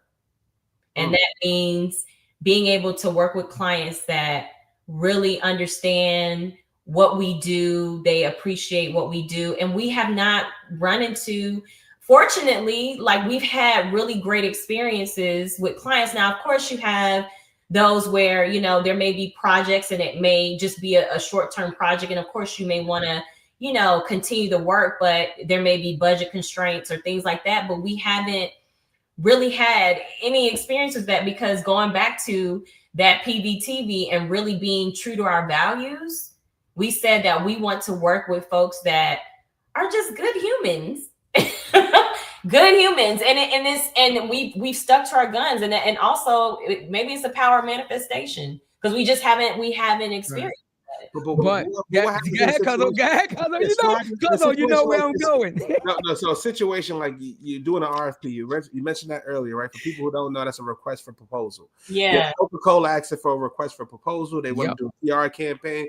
You put 20 hours worth of work, right? You hired new people, consultants, whatever it is. There's a cost associated with that, right? Absolutely. You get the RFP. They say you won, right? You find out the Coca-Cola is an asshole.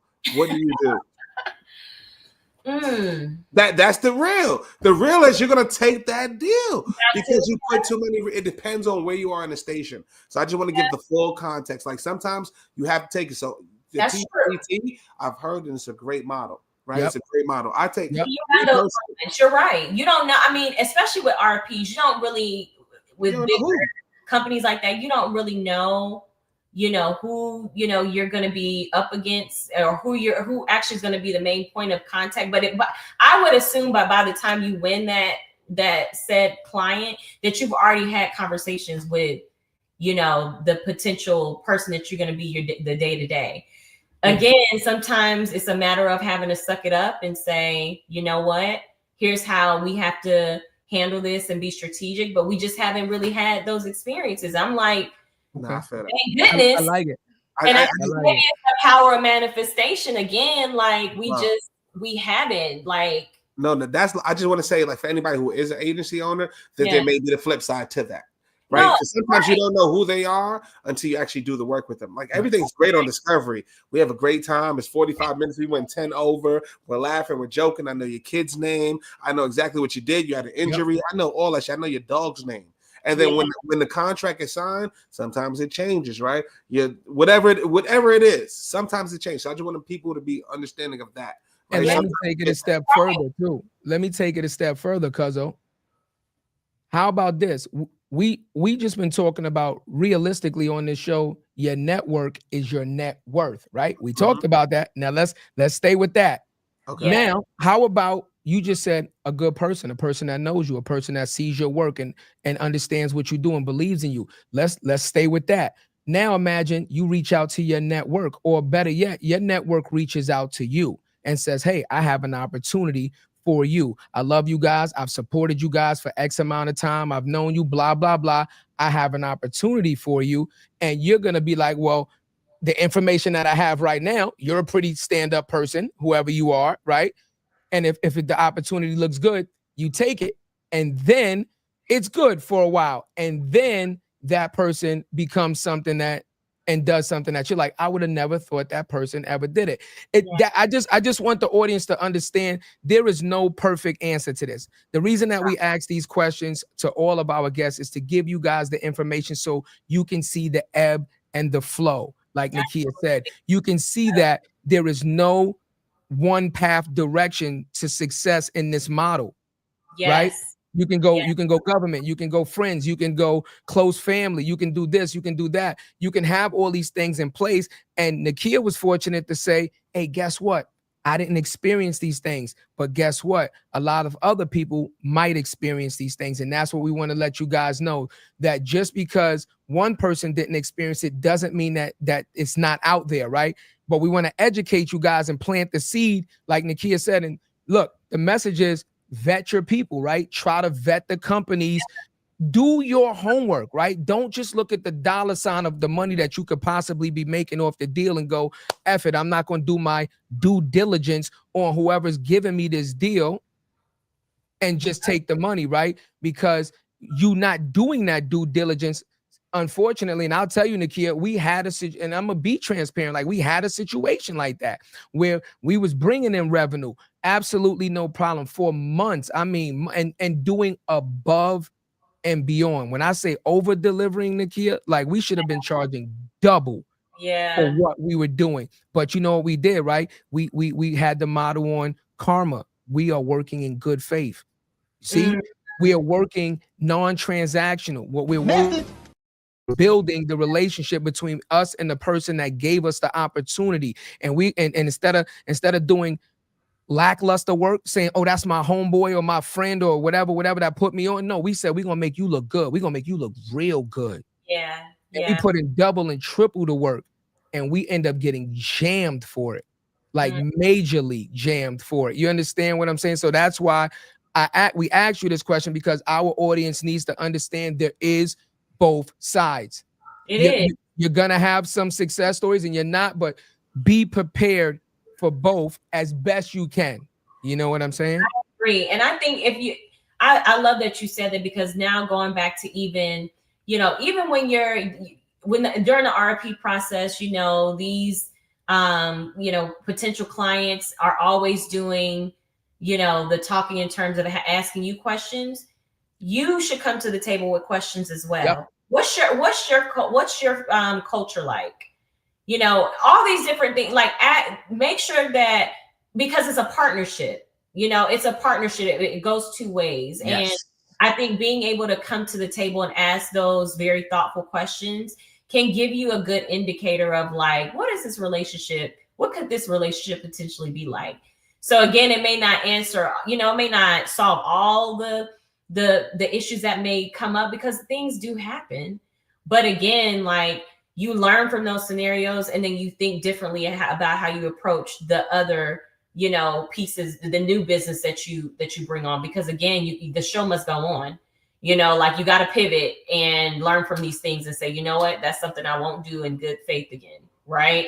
Yeah, it's a hard lesson we had to learn, but it was worth it for us to say, okay, this is how we need to operate, and it is what it is.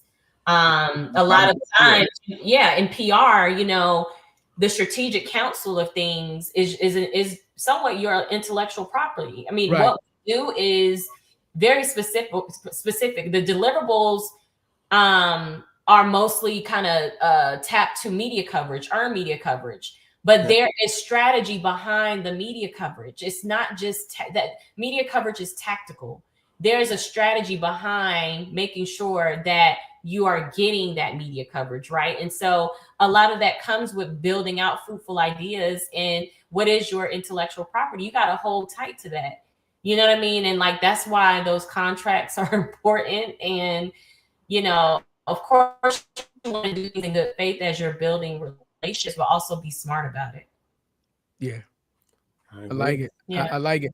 I got a question also. We talk about starting a business. We talk about the idea of it, right? The preparation for it. Let's talk about the funding of it. Again, we don't need specific numbers, but just the idea and the format in which you did your business. Some people, capital invest and fund their business out their own pocket. Some people do crowdfunding and stuff like that, or do VC. What was your business model when you got with your business partners and say, okay, let's start this business, and we obviously need a certain amount of capital to get this thing moving? What would that consist of? I mean, it was self-funded from the very start. Grassroots. Okay.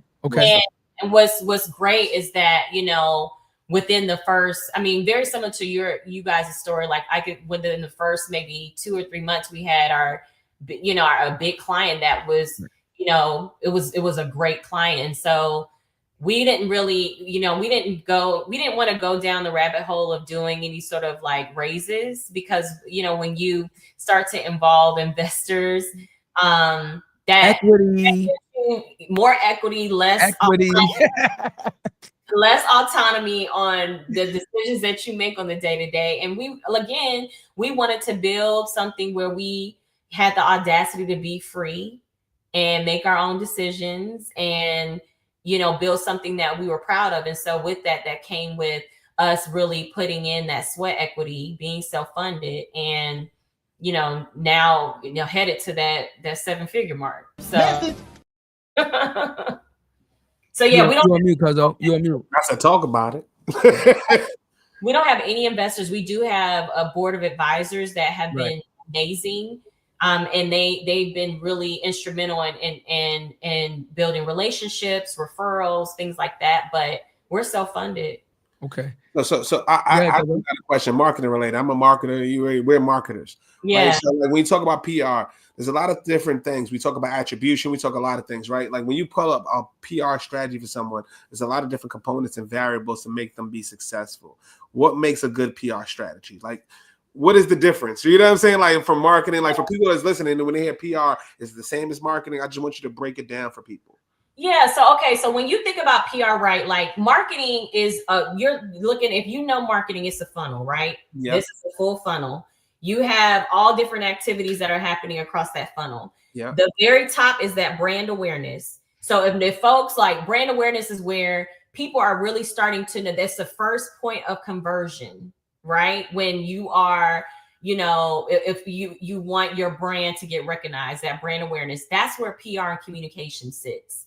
So again, that storytelling is the biggest piece, right? When you talk about what's the most important element in a PR campaign, how you're telling that brand story is so important. Like, how is it going to resonate with that audience? Now, again, PR is normally the first point of reference, so at that top of the funnel. And now you got to keep building, getting the folks down that funnel, right? And so that's where sort of the paid media, own channels, all those other aspects. But PR is usually that first point of reference. And so that's why we say that storytelling is so important, like being able to have something that people care about, and how do we really make that unique to where the media is going to pay attention, right?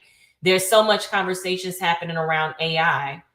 What is it about your brand that, say, if you are sort of a tech company, what are you doing in that space to make people sit up and be like, what story are you telling? And so the most important component of a PR campaign is how you're going to tell that story. What does that storytelling framework look like? How is it going to resonate? And what's a good story is what emotional triggers are you trying to pull? What emotional triggers are you trying to pull? Exactly. How do you want them to continue to get down that funnel? What behavior change do you want to see? How do you want them to feel when they see your brand? Exactly. That's the real. That's the real. Yeah. But it's hard. It's hard to say that though, right? Like, it's not hard, but it's like a lot of people don't know what they want. They don't know what they don't know, right? So a lot of brands is like, look, I know what I want my brand. I want it to be a lot of B2B brands suffer with this, right? Because they don't have a brand. They're all just the same. I have this technology. It solves this, right? But what is the story? Why did you want to solve this? Yeah. Break it down to that. If you're Gong, okay, cool. You automate sales conferences and solve sales calls, right? You break it down and help them drive revenue. Why did you want to do that? Because it was difficult. It was a problem for you. Not features and benefits. That's not a story. Story is the benefit. What did it solve? How did it help me? What did it make me feel? How did it make me go through the funnel faster? How did it make me be more successful, more efficient? All those things, right? And for me personally, I was thinking like, look, for my brand personally, it was what am I? I have to be real. I've got to be real. I can't be the button up, the Slack dude on LinkedIn. I can't be, hey guys, I'm Jared Thomas from LinkedIn, and I'm trying to take. That's not me. I'm from the block. I'm from here. I know exactly what it is, but guess what? I know my shit. Yeah. I know my shit. I've been in them rooms. I've sold $1 million worth of deals. You don't have to be that to do that. Mm-hmm. This is what it looks like. And that's what made people gravitate to me. We've closed deals from relationships that we've had just based off of LinkedIn. Like, yo, just because they know, never met us. Never met us. It's just like, oh, cool. I want to do a business with you. I love what you guys stand for, and we're going to make something happen. We got our first sponsors, our first deals. We worked with major Fortune 2000 brands. Mm-hmm. Me and Cuzzo doing the work. We in Miami doing the work. Am I lying, Cuzzo? Listen, I tell people all the time, it's a lot to it, but both of you guys make a very important point. It's how do you align with the brand, right? Do you relate to it? It's relate. Everything is relatability, Nikkia. And we talk about relatability. This is I'm gonna be honest with you. I don't understand how big brands can be so established, so much money, so many heads of state. This thing is a well-oiled machine, and you missed a very simple common sense. Choo choo. Next stop, 149th Street. Bing bong. The common sense train just skips your stop because you don't understand relatability. Yeah. You understand what I'm saying? Since we're talking about relatability and stuff, right? Did you just see what happened with Walmart just did? When did this? No, I didn't see. So Walmart, who was already under fire for the workers, for the part-time workers not getting enough hours to be full-time, so they don't have to pay the benefits. Walmart's always under scrutiny. Yeah. One of the world's biggest franchises, though. And you seen what just happened to Target. You seen Target CEO just stepped down. They lost $2 billion plus. You just seen what happened. And right after that, a day or two ago, you release a black t-shirt. The black t-shirt has a white hand going up like this, like the Hail Hitler sign. Underneath the white hand, there's a black fist, and the writing on the shirt says, "Paper will always crush rock." Oh my goodness. Are you fucking kidding me? Presses, because I missed this. Yes. This is crazy. I mean, yes. Tone deaf. It's just so many different wrongs to this that insane. Same story. Like, I mean, we've seen, like you said, we've seen it with Target, and we've seen over this year the backlash and hitting it where it hurts. But it's like, when will brands learn? But it's also for us, for our listeners, that are young listeners that want to get in this space. This is why we need you to be in those rooms. Yes. We need representation in rooms. That shit would never fly. Walmart might say, look, that's not even our shit. That's a third-party supplier. They came in through our Walmart Connect and this and that. They're just a vendor. And then we upload it into our e-commerce, and this is what it was. It might have slipped through the cracks. There's ways they could get through that. Yeah, but there's unfortunately there should be the process should be much more tight. Like you said, representation it should be better. But the problem is that there's folks that don't look like us that are making these decisions in those rooms. And segmentation, they are selling. Guess what? There are people that's going to buy that shirt. People are going to hate that shirt. Yeah, they're going to make revenue through that shirt. Somebody's going to buy that shit. And guess what? They may come up with a reverse.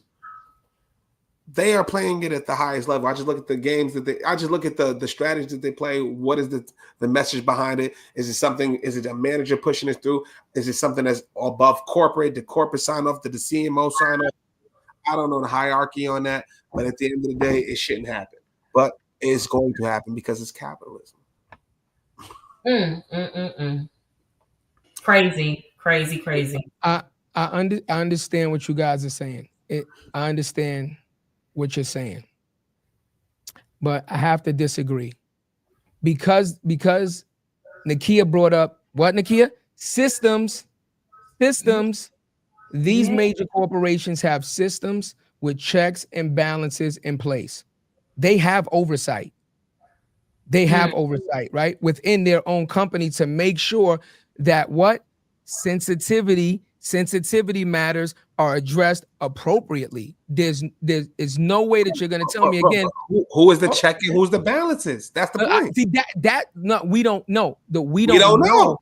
We don't know. But what I'm saying is that it's a difference between, again, a small company saying like, oh, I don't handle that. That's not my wheelhouse, right? I have a person that does that. But a large company, again, that has brand awareness, is trying to get brand.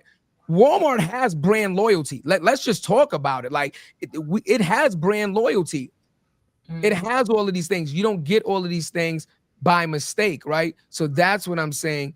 You have already built your structures. You already built these things, and somehow these little slip-ups always seem to happen. What I'm saying is we have to look more deeper and say, is that really a slip-up? Because somebody had to approve that.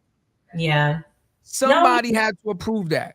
Be held accountable. You're absolutely right. It got to be held accountable for that. Absolutely. But will it?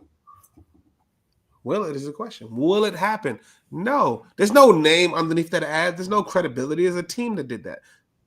They're not going to. It's the same thing we have. It's the reverse conversation what we had with Mary Webb with Flo from Progressive. Right. You create this big thing. It goes crazy. You don't get no attribution on that. It made you $10 billion in revenue, but you got no commission. Does that make sense? That doesn't make sense if I make a fucking flow. Well, it goes on both sides. It goes on both sides, right? And if it goes wrong, are they going to put the fucking person that made the shit go wrong? No, they're not going to do that. It goes both sides. I just want to say that. It does, but okay. I just want to say, let's say it does, right? The moment this mistake is made, then appropriate action should be taken without any hesitation, regard, any fluff, any smoke screens, bullshit.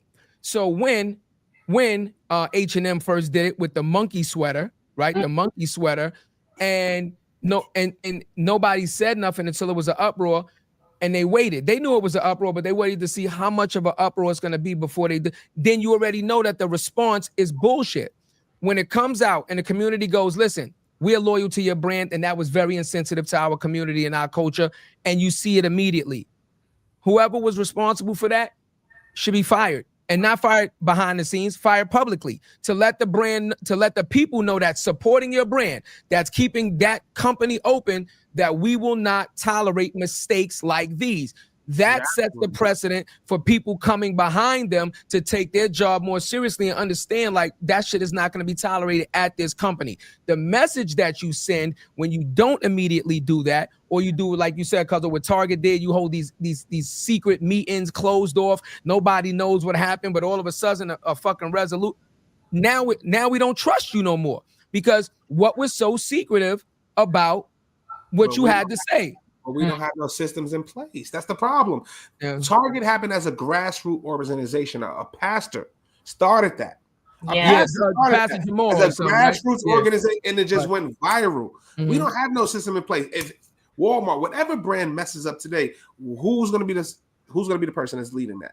Who's going to be the person that goes through the processes, right? Are we all going to feel that? Do we have something? Do we have somebody? No, we don't have no system and process in place for shit like this.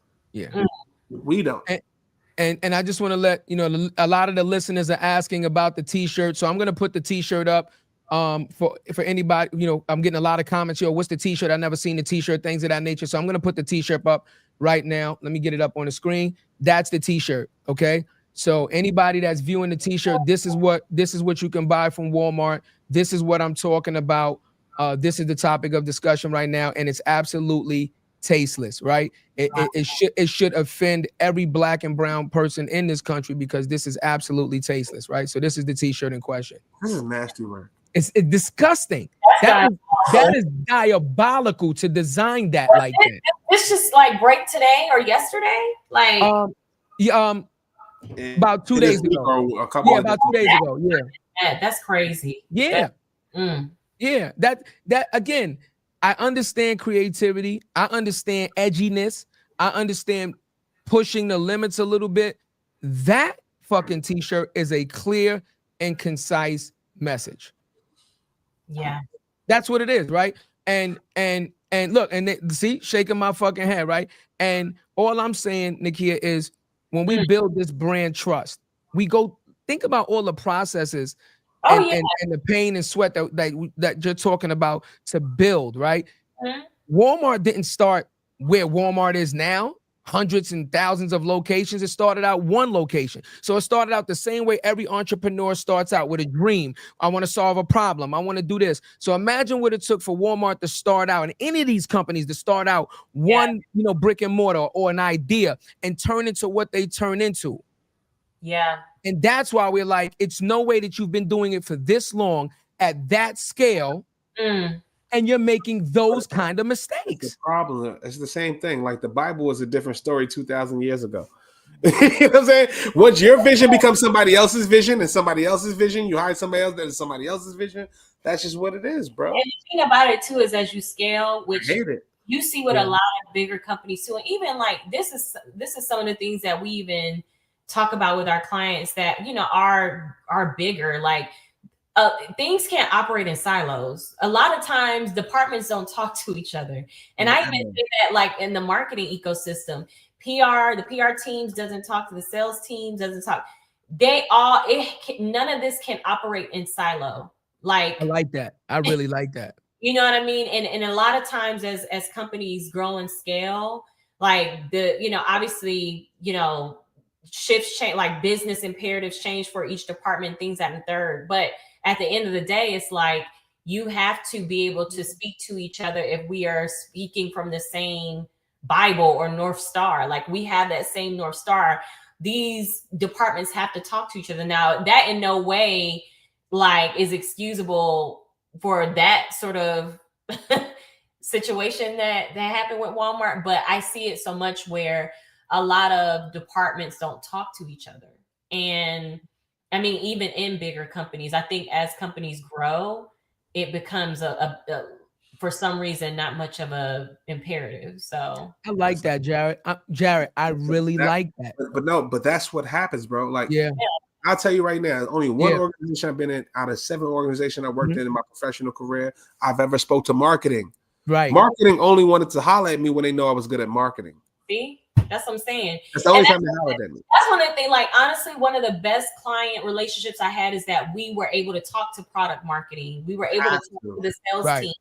Because, again, the storytelling matters. Like, we can't just build off of fluff. We have to talk to the customers. We have to talk to the sales, biz dev folks to understand the conversations that they're having with customers. Because, again, what are the challenges that they're identifying with these said customers that we can reverse engineer into a story? Because again, it's a pain point, right? Yeah.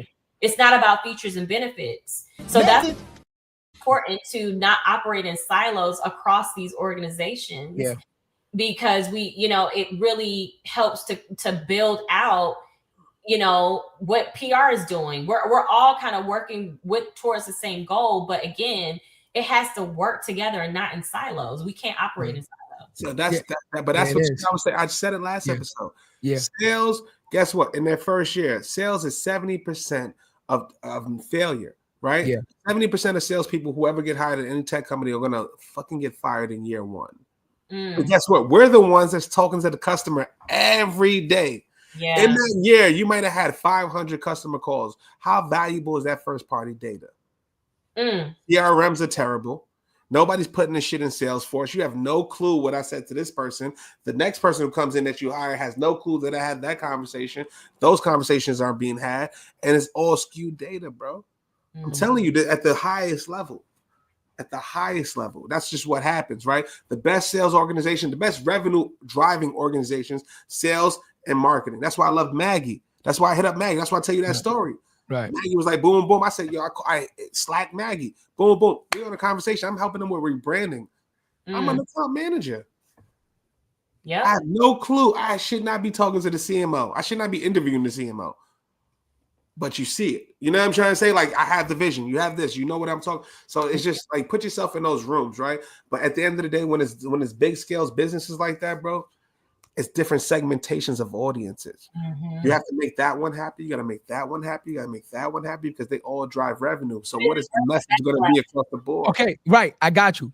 I was waiting for you to finish. Yes, I'm with you. I was waiting for you to finish. Please talk. Let's talk about it. Your message across the board should be your initial message that you started with. Your message across the board should be the initial message that you started with. That should have never changed. But that's broad. That's broad. No. Hold on. When you say you got to please other people, let's just use them. You're a retail chain that sells goods and services. People love goods at a cheap discounted price. They're going to buy. It doesn't matter the name on the building, the colors, nothing matters. Only the cheap prices they're going to buy. And the services that you provide. Now, okay, I'm with you. But when you are now doing things that clearly resonate to a certain demographic or a certain political stance, and again, Walmart didn't release that shirt 2 years ago, a year ago.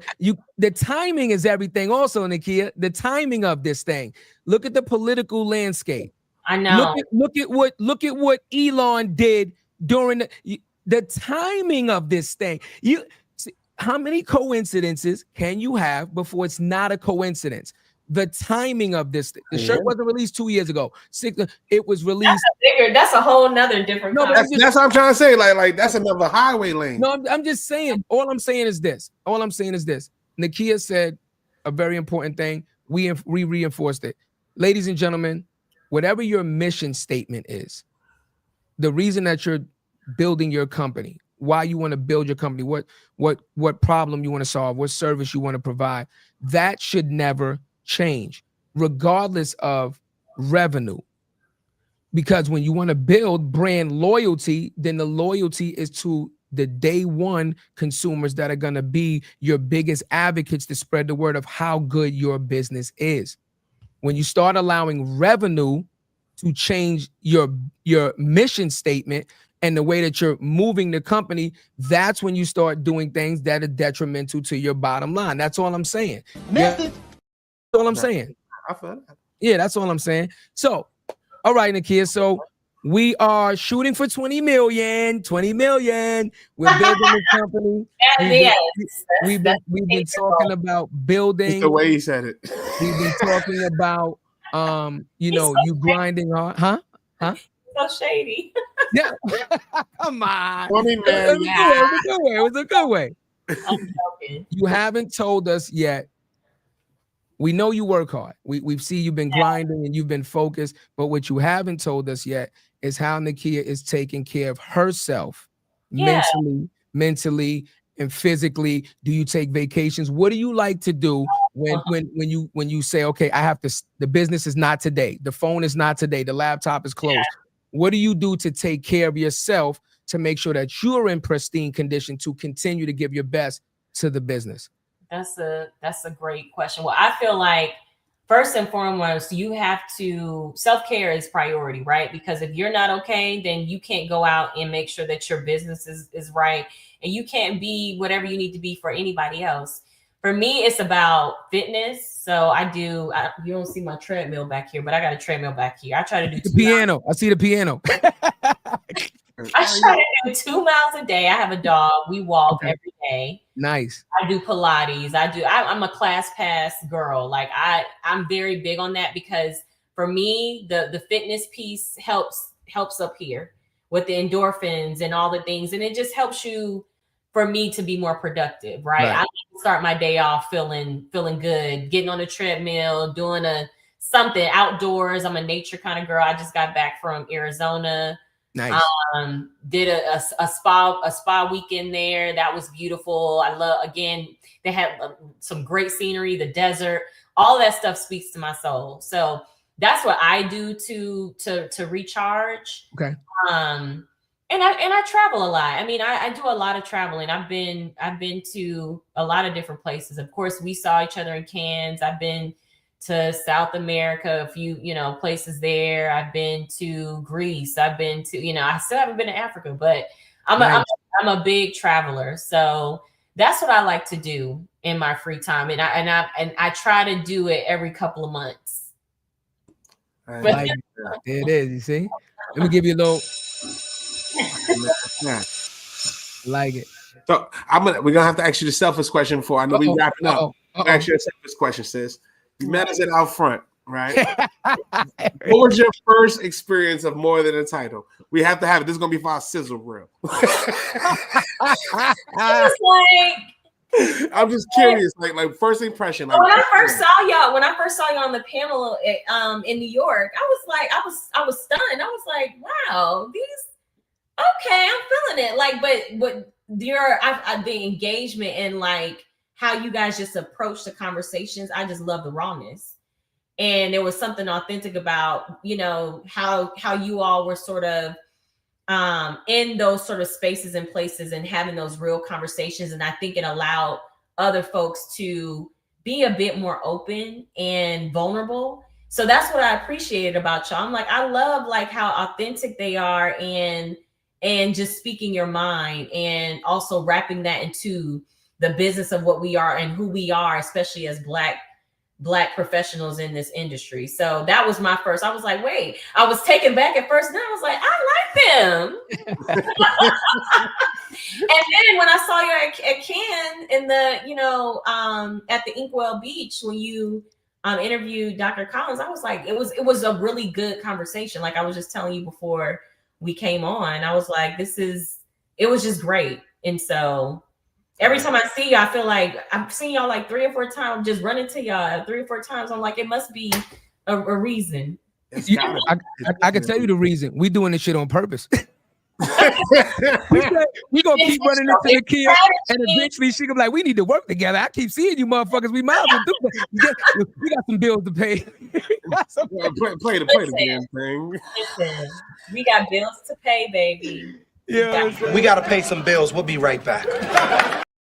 And 20 million to make, right? That's it. And with that said, get your shirts, get your t-shirts, get your Scullies, your beanies, the Chatty-O versions, the Naz versions, whatever you want. Go to the website. So, oh, God. Another important question, and we have to get this out because I like just your energy and your spirit and the knowledge that you have. We talk about the give back, mentorships. Has anybody approached you to be their mentor yet? Or how do you feel about like, you know, being a mentor to mentees and things of that nature? Because I guarantee you there's people out there that would love to have the knowledge and the experience and just get a chance to kind of learn from you and grow with you. Absolutely. I mean, I have not yet have been approached. What? No. But I mean, I'm always open to it because I feel like the way that I was able to, you know, be where I am is through a mentor. And I have a mentor that didn't look like me. He was a white man. Right. I would definitely encourage folks, when you seek out mentors, don't necessarily seek out a mentor that looks like you. Go the contrary and think about allies that can really be your mentor, because they can give you some really great gems. But I mean, I haven't been approached by anyone, but I would love to. Anybody that's listening that, you know, wants to have an inkling going into PR and communications, I think at this point, this is where, you know, it feeds my soul to do that. Yes.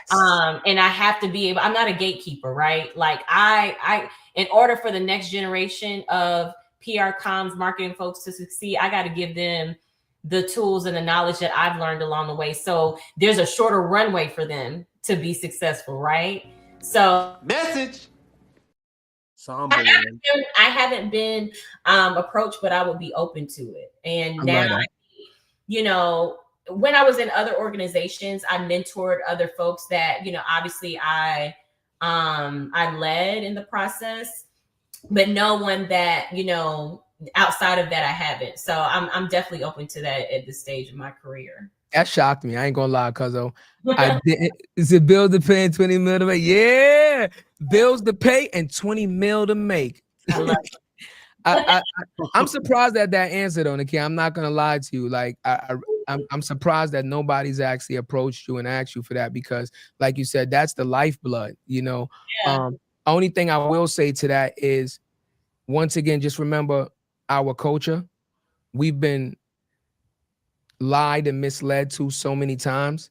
A lot of the times, if we do ask for help because of our pride, it's gonna be for somebody that we can relate to, and unfortunately, that's gonna be somebody that looks like us, right? We got to stop that shit. I'm not saying it's right. I'm saying is what the situation is because of the circumstances that led to it, right? If you're lied to, and you're deceived by, you're going to be less likely to ask for help because you're going to feel like it's But we're here to change the narrative. No, yeah, We're here to change that narrative. The narrative is right. Guess what? Like, I know for me personally, I didn't have a mentor until I was 10 years in.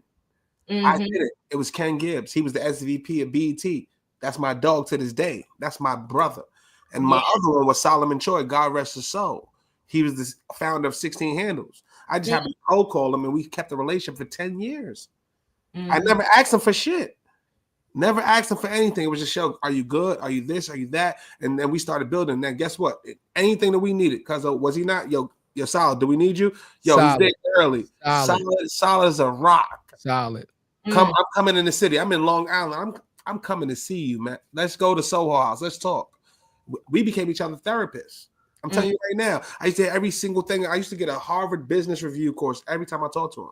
Because now I know exactly what it is. If I want to open up a yogurt, I know more than the competition. I'll tell you that right now. Yeah. I know every challenge that you have, everything. So hold on. So why More Than the Title ain't got a yogurt yet? Nigga, we about to. I'm about to make a motherfucking frappuccino or something, nigga. Something gotta work. And listen, I got the slogan. Listen, I got the slogan. It's more than yogurt. I'm telling you, yo, we gonna get the people involved because that's my dog. Like straight more up than yogurt. I watched the scale that to $100 million business and sell it. And we just have real conversation like, why did you sell it? That's your baby. Imagine that selling More Than the Title and thinking it's going to be in the hands of somebody else and it's going to be what our vision is. It's a lot of questions. So at the end of the day, when I'm saying that to say to people, ask beyond your comfort level. Just make the ask. You'd be surprised. And guess what? It's like that. What you said is so spot on. I've been asked once or twice in my career to be somebody else's mentor. Yeah. Once or twice.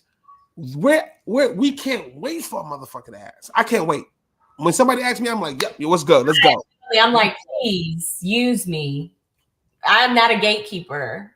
And when I say that, I mean like being able to provide that insight that I've learned along the way. Again, so you have a shorter runway to success. That's what we aspire the next generation to not be able to have to go through all the trials and tribulations that we experience. Now, of course, there's going to be some along the way, but like, let me give you a cheat code. Here's how it works. But to be a good mentee, you gotta be open-minded and ask the right questions. And no such thing as stupid. Be coachable. Yes, be coachable. There's nothing off the table. If you want to be a good mentee, ask the right question. What made me proud is when I know I had a conversation with them and they see me implement something and they're like, haha, that's that shit we was talking about. You listened. They just want to know that you listened, that their time wasn't for nothing. It is. Yes. That's the main key. So do it. Implement that. Well, here's the thing, Nikkia. Since you're not a gatekeeper, please go ahead and release the information for all the listeners, subscribers, and watchers of this show that might want to get in contact with you. What's the best way to get in contact with you? What's the best way to get in contact and support your business and things of that nature? Thank you. Yes. So our business is on LinkedIn primarily is Brand Savor. BARNDSAVOR. So like savory, savor your story. That's sort of like the palette we went with.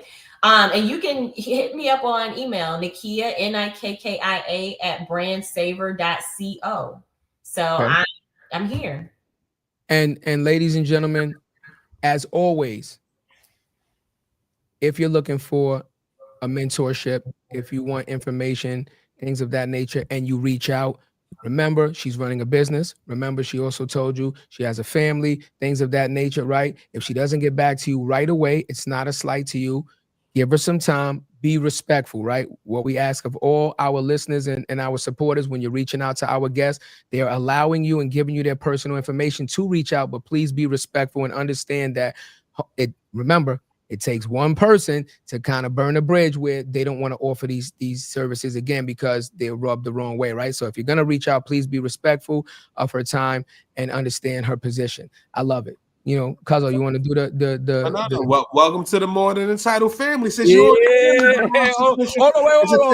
on. We got hold on.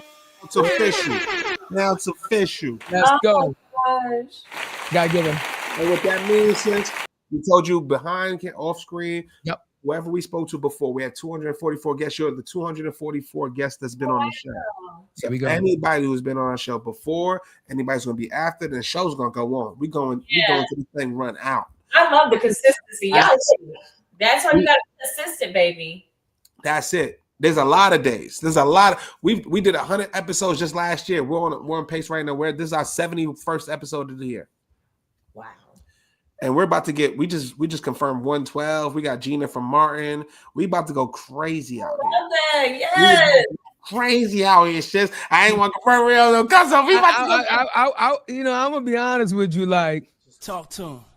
We go crazy. So I'm gonna just give you this one gem, no sister. Like going in 2025, yes, we're very intentional what we do. I'm gonna be honest with you. What we did in 2024 was hard to top.